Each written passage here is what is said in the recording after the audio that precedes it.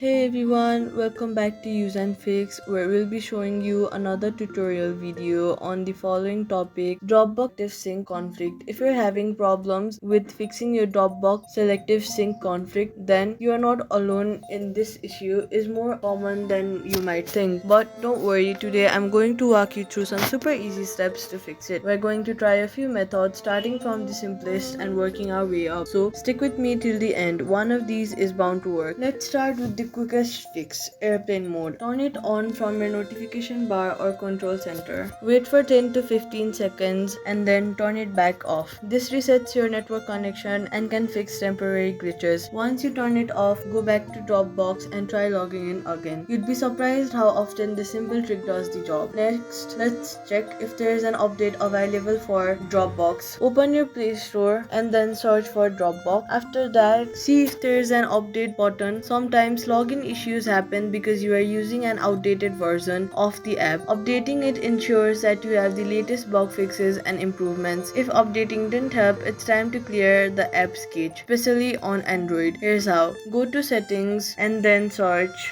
apps. Then find Dropbox, and then after you find it, click on it. After that, scroll a bit down and go to storage and then click on clear cache. This clears out old data that might be causing issues. If you're on iPhone, the closest solution is deleting and reinstalling the app, which we'll get on to in a second. And if none of that helped, go ahead and delete the app Dropbox from your phone and then try reinstalling it from the Play Store or App Store. This gives you a fresh install with all the latest files, and here you go. One of these methods should have helped you get back your Pinterest account. If it did, let me know in the comments and give this video a thumbs up to help others too. And hey, if you like simple tech fixes like this, consider subscribing for more. Thank you so much for watching, and I'll see you in the next one.